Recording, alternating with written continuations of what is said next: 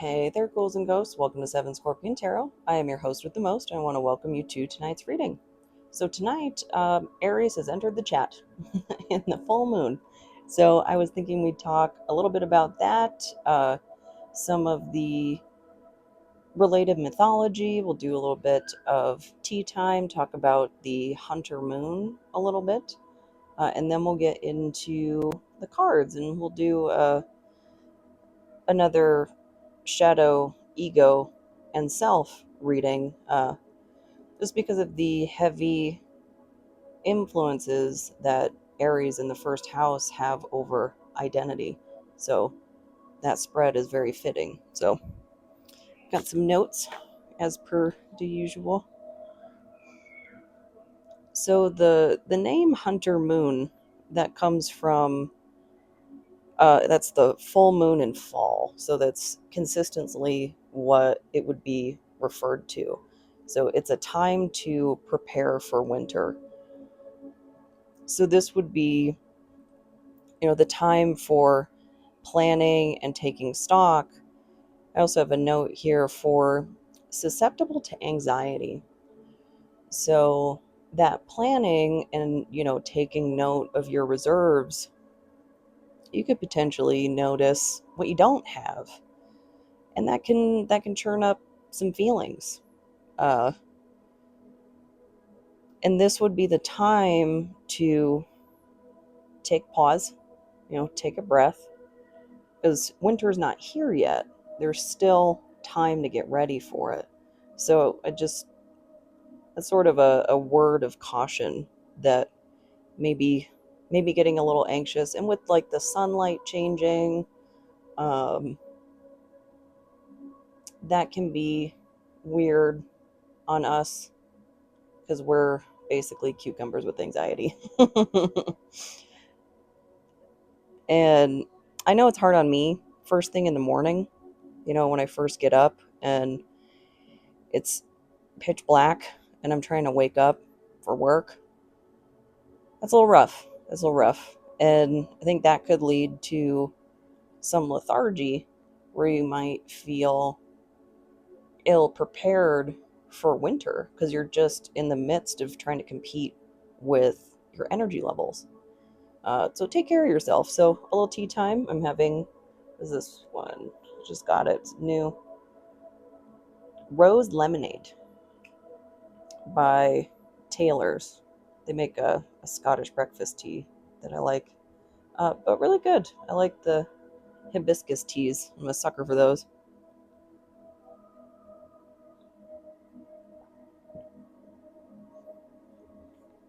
So for the mythological associations, in Greek mythology, you might hear both Artemis and Selene referred to as goddesses of the moon.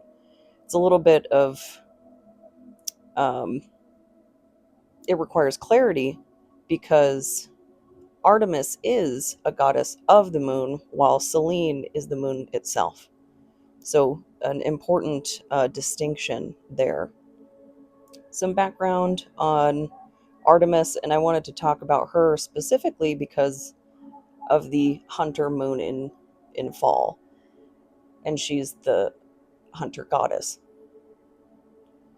And she was a virgin goddess, one of the three goddesses that Aphrodite did not hold power over. Even so, she fell in love with Orion, and they would go and hunt together, and Gaia found out about this and sent a scorpion to kill Orion. And after Orion had been killed, Artemis pled with Zeus to immortalize him.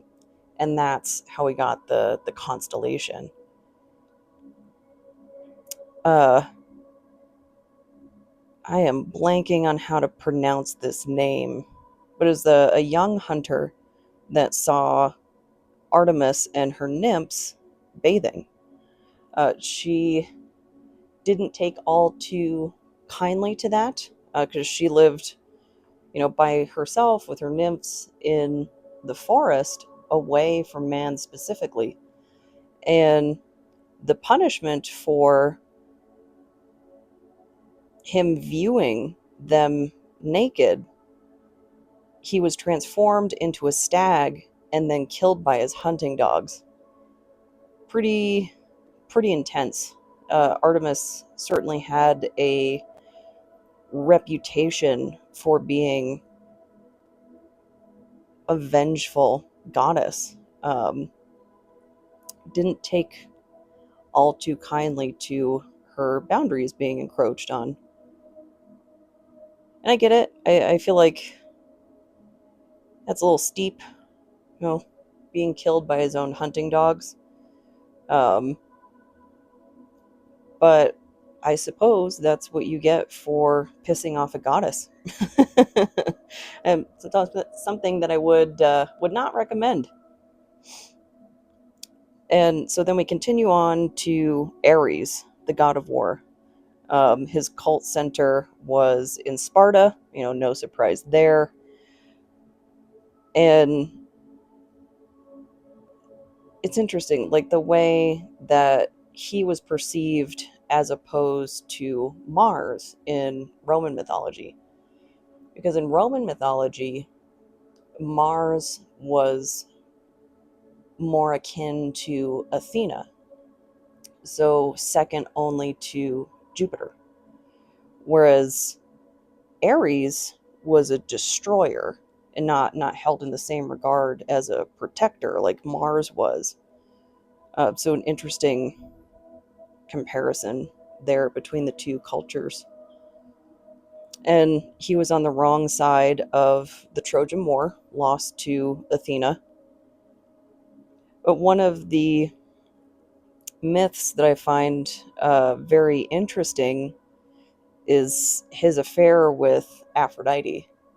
So Aphrodite was married to Hephaestus, the god of the forge, and she was married to him against his will. Zeus married Aphrodite to Hephaestus out of envy, to knock her down a peg for being so beautiful. And so she, of course, went outside her marriage, but was caught. And Hephaestus fashioned a golden net and placed it upon, their wedding bed, and caught Ares and Aphrodite. And in some versions of the myth, they get caught and shamed in front of all of the gods and whatnot. It's the other version that I tend to prefer. So both of them got caught, and rather than, being filled with shame, Aphrodite's tact was go ahead and watch. And just, wow. Like, to combat being wed against her will, in an unhappy marriage with somebody she didn't want to be with, and then she gets caught in infidelity and was like, you know what, go ahead and watch. Really taking charge of her agency in a situation I don't think any of us would want to be in. We would want to be married to somebody that we were not attracted to, or didn't want to be with, and that's just so, like, I don't know what word to use to describe it, but I really prefer that version of the myth where she just doesn't care at all about what is thought of her perceptions of her, just no shame. So there's a lot of mythology to associate to the hunter moon. So there could be some lessons in any of the stories from these gods or goddesses for you. Your Aries placement as well, for sure, because the full moon is going to be highlighting those qualities of Aries. So what I want to read for is, what do we need to take stock of in our shadow and ego ahead of winter? Because it's an opportunity for self-improvement over that time period when, it's cold and we're going to be inside more. It's a good time to, check out, maybe do a little journaling, maybe a new book, something to get us through winter. So let's get into it. Let's see what might be good for us to check out during this upcoming cocoon phase before spring.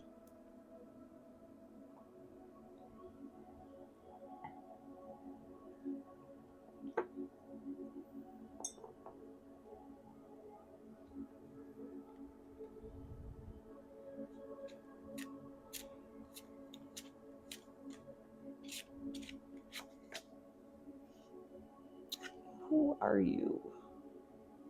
8 of Wands in reverse. So a delay in a message or action. So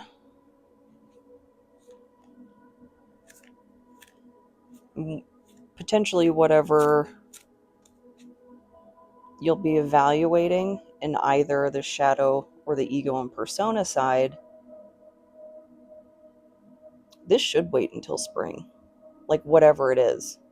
Or maybe something is going to occur that's going to reveal a shadow trait that needs some work, that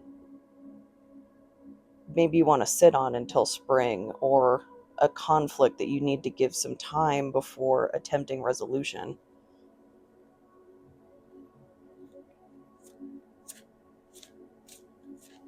Always a good idea to cool off, when something emotionally charged happens. If no one, and take this with a grain of salt, of course, for your situation. But if no one's in immediate mortal danger, sleep on it. Just sleep on it. Like people say, don't go to bed angry. Go to bed angry. Take the time to cool off. Uh, I find those interpersonal conflicts are far better navigated when you got a cool noggin, or at least cooler. You know, a good night's sleep never hurt anybody.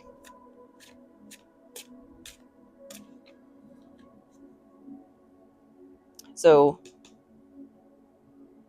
pause before you hit send on those text messages.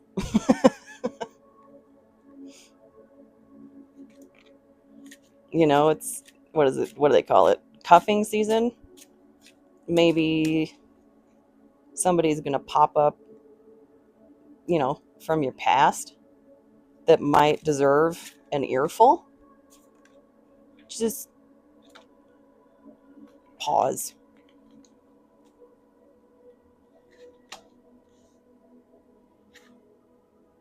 Speaking of walking away from things, the 8 of Cups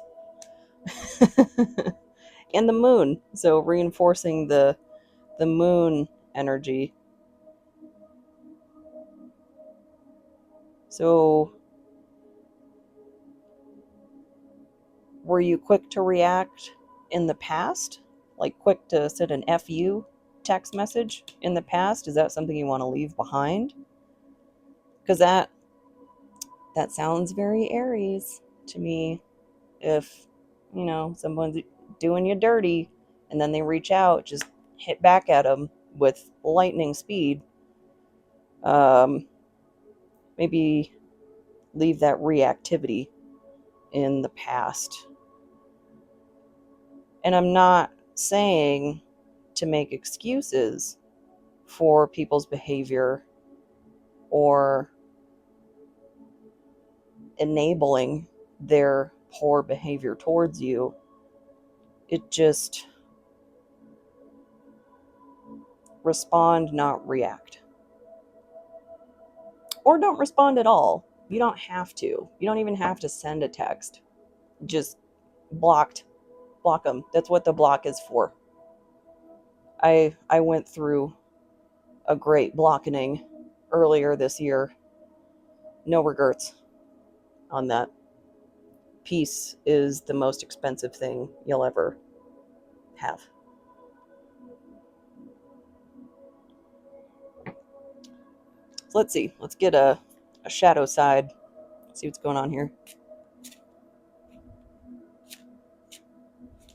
See what Aries is highlighting. Is that just one? Yep. Oh, that's so sad. There's 5 of Cups. In reverse, though.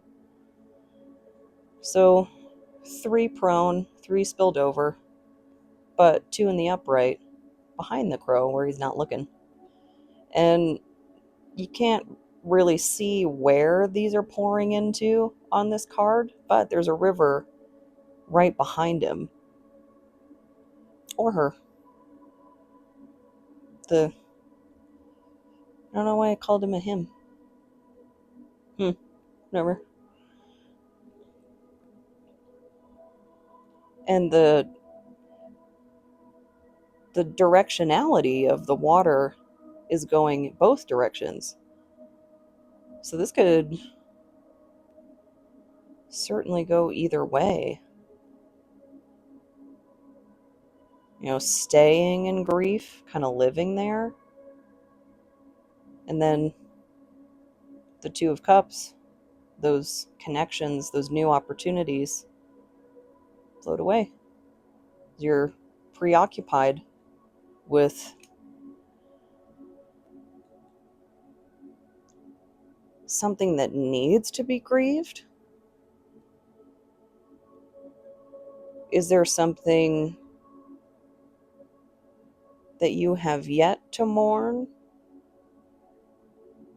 that is obstructing your path to new connections? That's very shadowy. And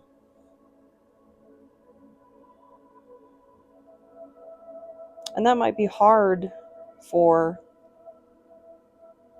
such a headstrong sign as Aries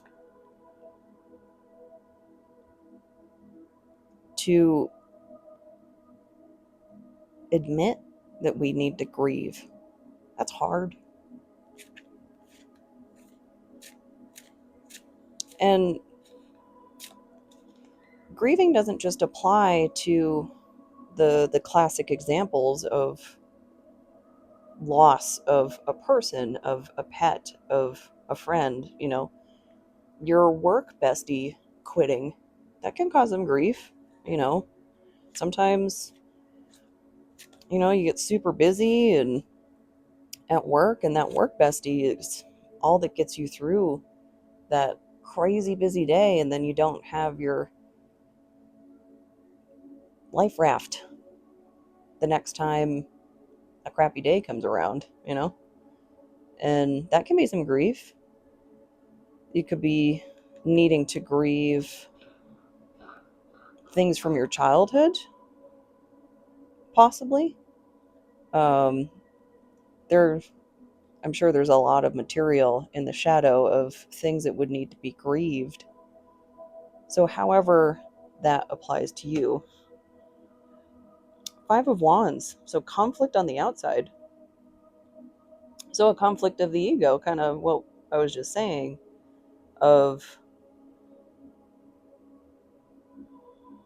are we not willing to admit what needs to be grieved? So in my case, like what I was just talking about, the great blocking, that came with relief, but it definitely came with grief. Because that that was not a happy choice. Like, it didn't come from happy circumstances. That came from a need for peace because there was an absence of peace, um, an absence of feeling secure. And, when you need space to work through what you got to work through, you need that space.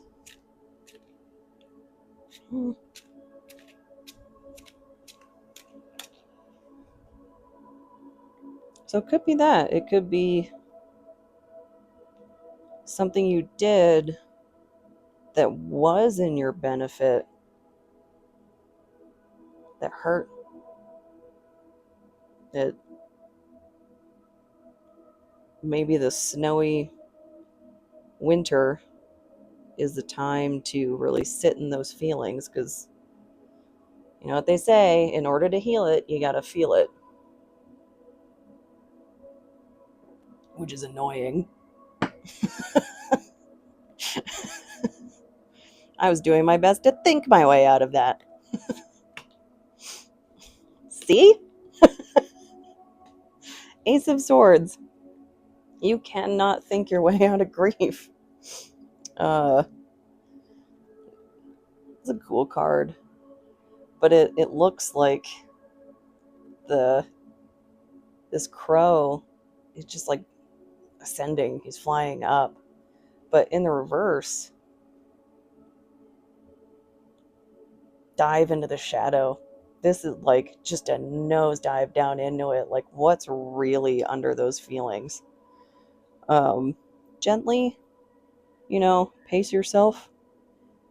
I've done, in addition to trying to think my way out of grief, I also tried to mainline healing.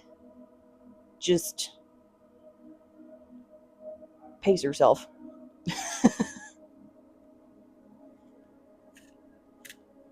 I can get a little rough on the old psyche. I think that was going to come out.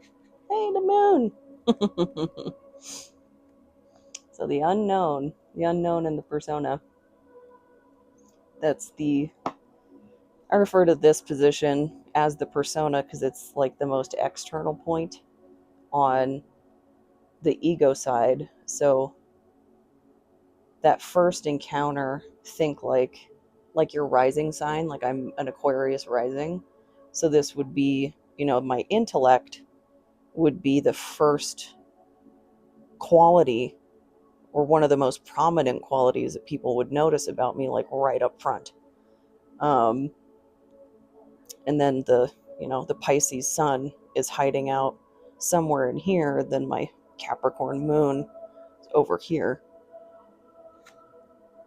So the moon, the unknown, the subconscious.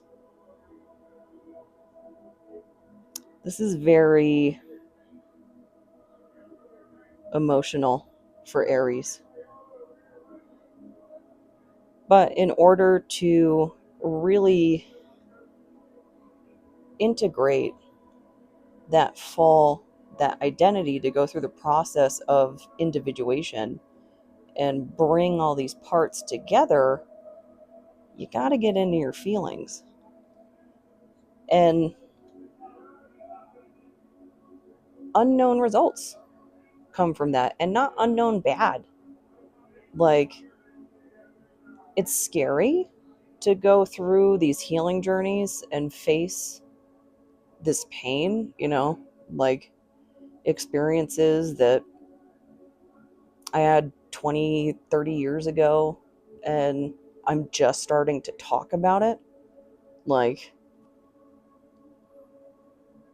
you never would know, like, how an accident as a kid would like affect you as an adult. I got burnt really badly on the right side of my body when I was like 6, with boiling water, and that was rough. That was really, really rough, and it was an accident.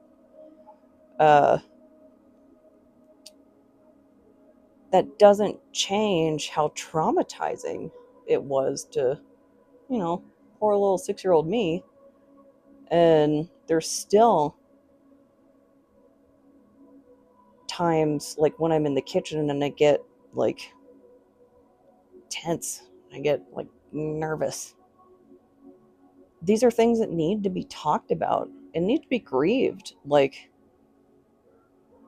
there was all sorts of experiences I missed out on, that time when I was healing and whatnot. I couldn't conceptualize that as a 6-year old. I can conceptualize that now. And that's where the work comes in. That's the important part.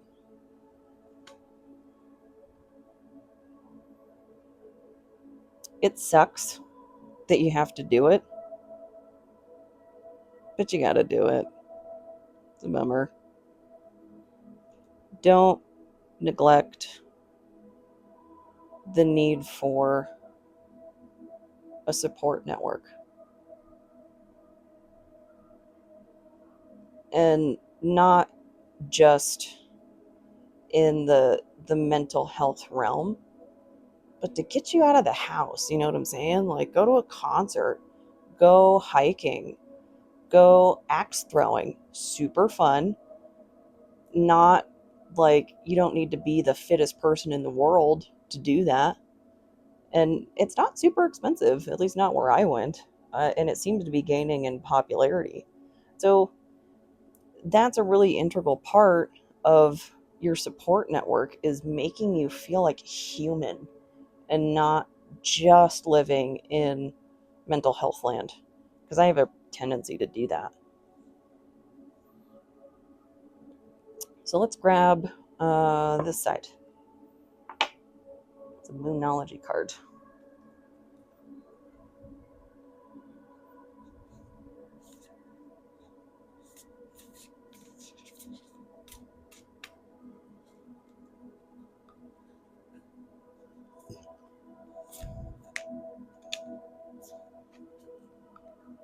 Let's see.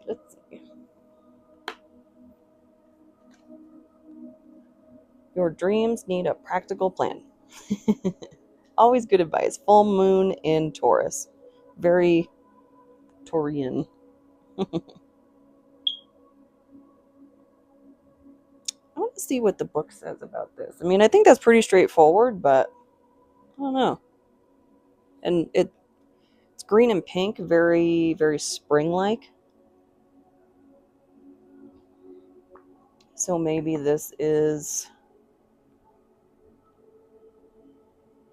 the means by which we bring things to fruition in the spring. Let's see.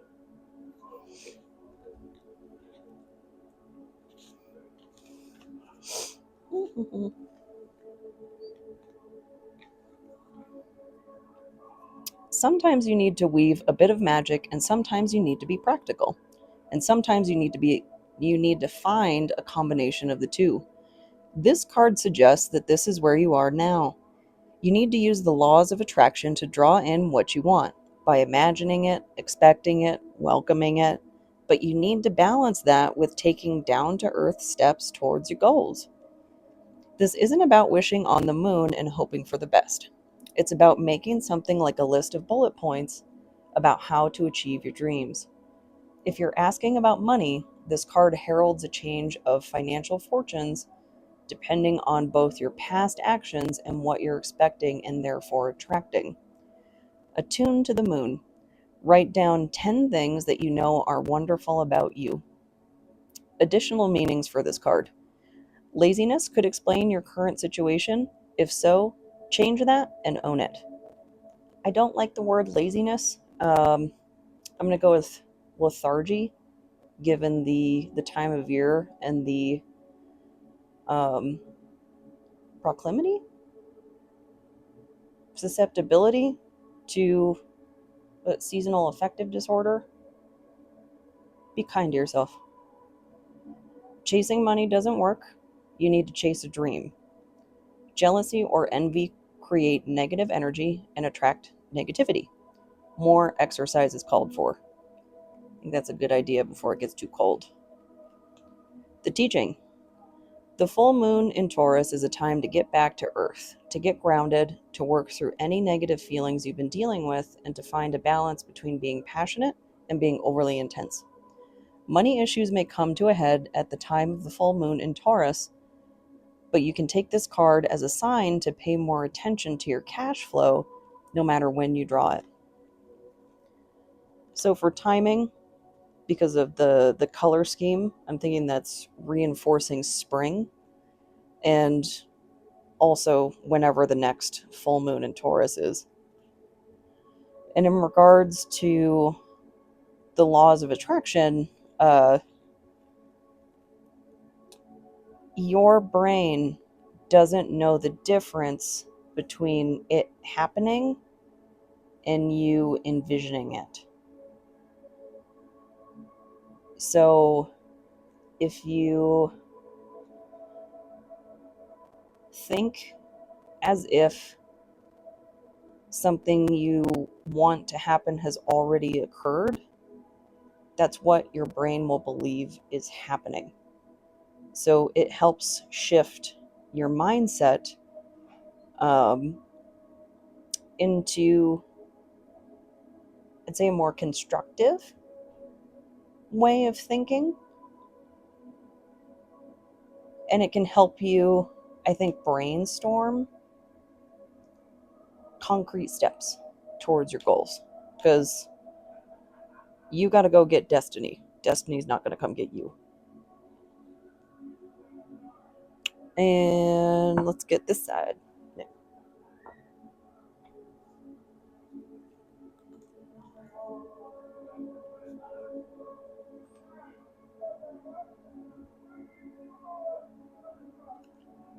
Since this came out on the shadow side,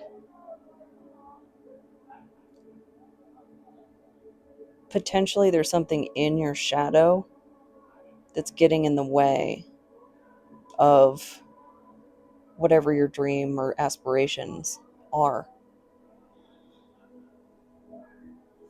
Because those shadow traits tend to pop up at just the worst freaking times. Oh, 2. They didn't want to go back in. We got ship and umbrella. Yes. 3 and 39. Such pretty cards. So the ship has a globe. This is giving, what is it, around the world in 80 days? Is that what it was called?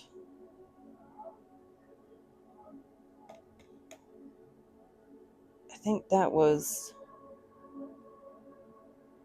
what somebody was trying to intentionally obstruct the attempts so that they themselves would benefit. So on the ego side, in your external dealings with the people in your life, is there someone deliberately trying to sabotage you? I mean, that's a little strong. I guess my Pisces is showing that I want to see the best in people, that people don't do that, but people do that.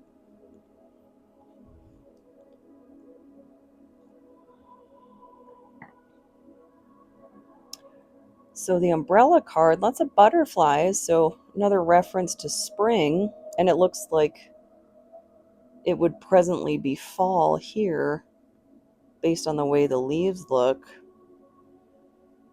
But he's on a journey. Oh, just like the around the world in 80 days. So a journey forward into spring, into that new, out of that cocoon phase of winter, into the new phase, the new unknown phase, because the moon. Let's see. 3?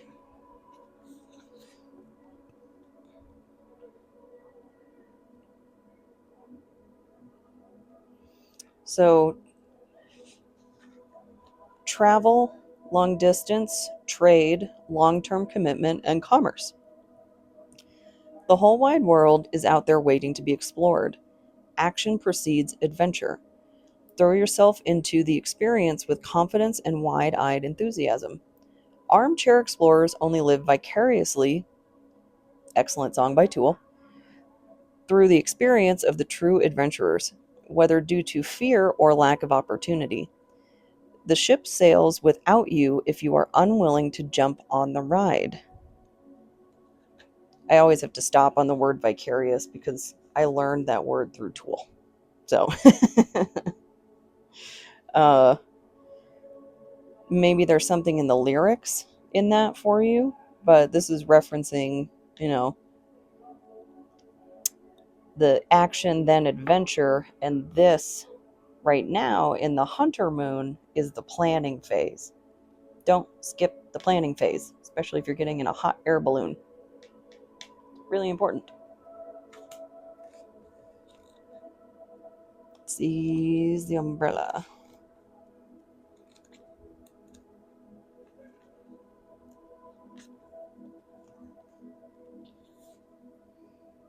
Optimism, clear direction, floating, triumph against all odds. So, despite these, oh, the saboteur, the internal saboteur, maybe you're sabotaging yourself.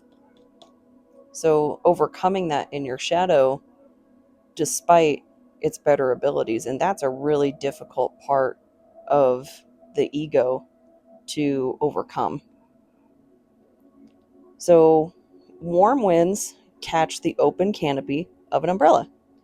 Now, a jovial man is carried over the land in complete awe and discovery. He is floating beyond resistance, where the limitless blessings of the universe can be experienced. So I think that pretty well covers it with the moon, you know, the unknown and the limitless blessings of the universe. I mean, if you can overcome the saboteur in yourself, bravo. That is no easy feat. Uh, let's see. Grab a rune and some dye here.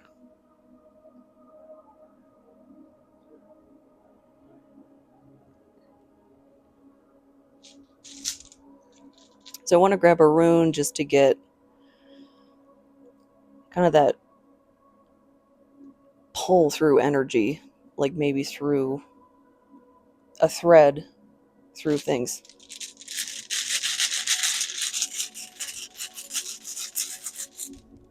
And I know these are crows, not ravens, but feels fitting.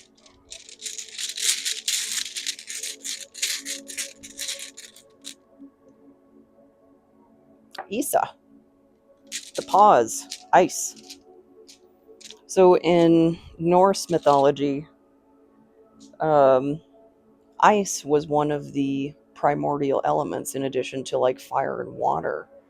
And Isa is the freeze before spring, the freeze of winter before spring.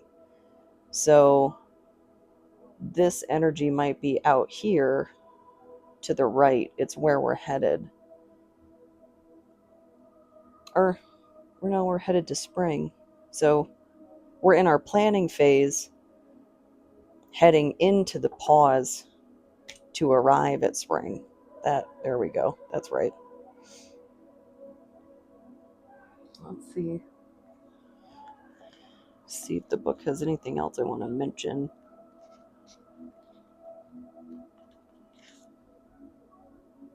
So the key words are obstacles, standstill, stagnation, delay, and coldness.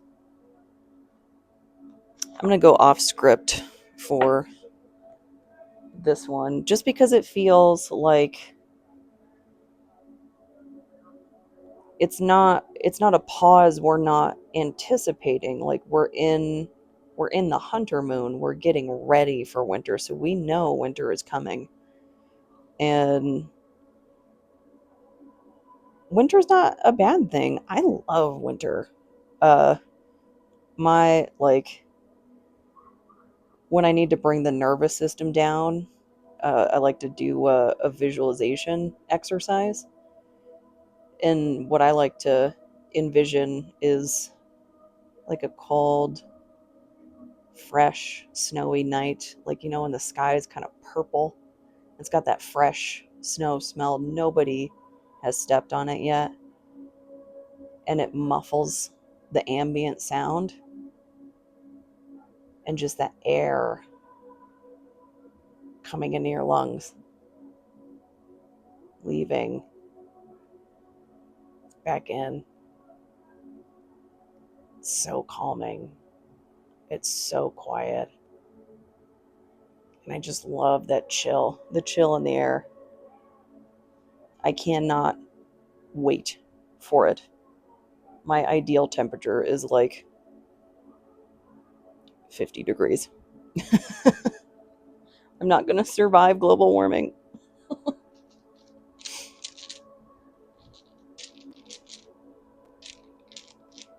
I want this one.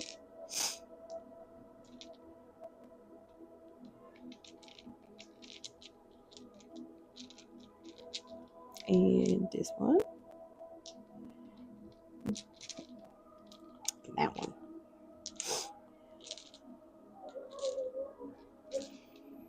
So we've got a planet, sign, and house die here. So we'll see if any of these might be relevant to the spread as it came out. And they might have special meaning to you. Somebody in your life that maybe you need to grieve, a relationship or something, an aspect of self.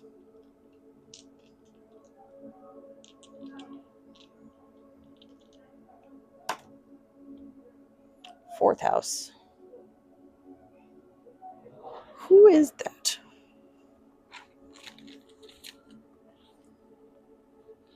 Fourth house. So roots, family, self-care, and the home. So childhood stuff, potentially. Can be a very heavy topic. Take it easy on yourself.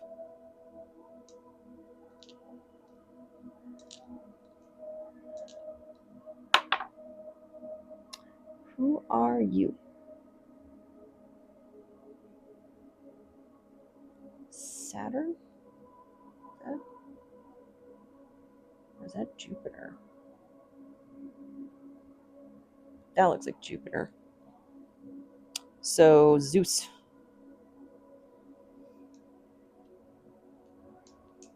We had talked briefly about uh, Mars's relationship to Jupiter, and that he was only second to Jupiter, and that's the Roman equivalent to Zeus.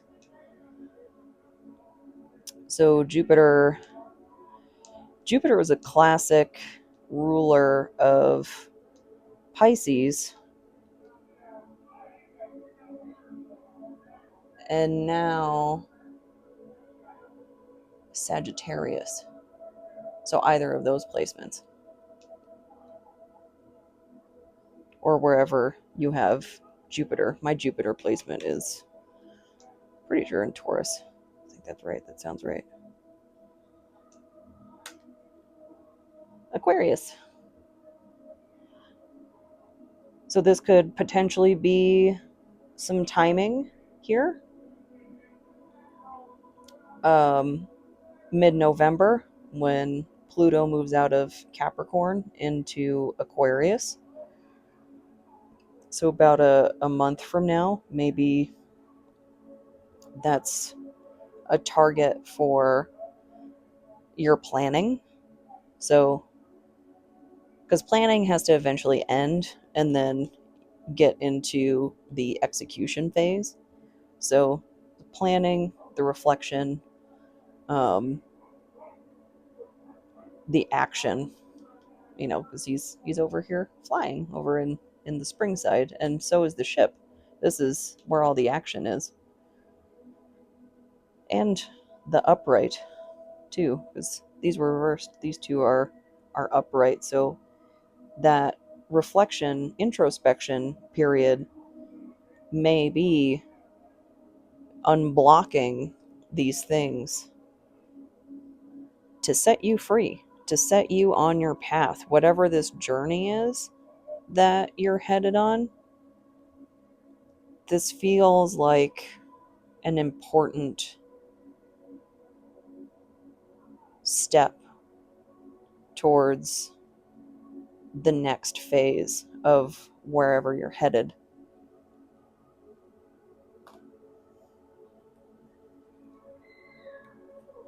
We'll get you a self-care surprise here.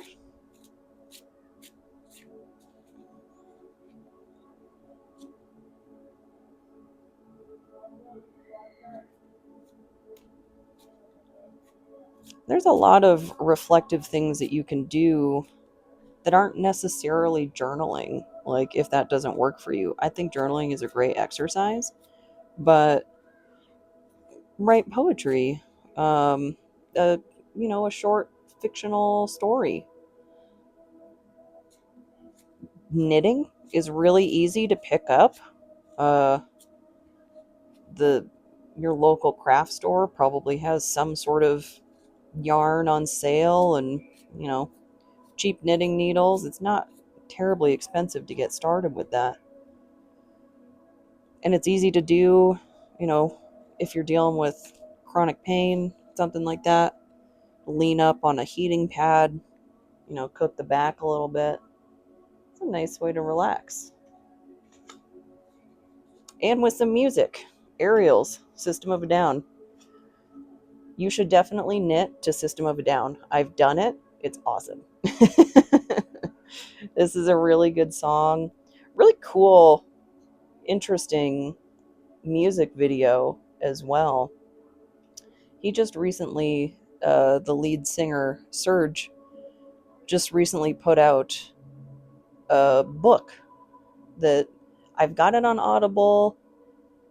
I'm 99% sure he narrates it with his awesome voice, and I need to start it. So I'm going to take that as my point of reflection of I have not read nearly as much for leisure as I wanted to this year.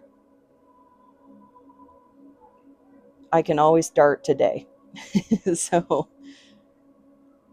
I think that's what I'm going to do after this. I'm going to chill out a little bit, listen to, well, I definitely got to listen to this song now, but listen to his book and kick back a little bit before winding it down for bed.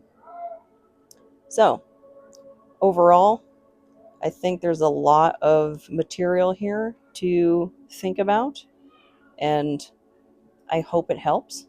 I hope this resonates, and if it doesn't, I hope the next one does. Thank you so much.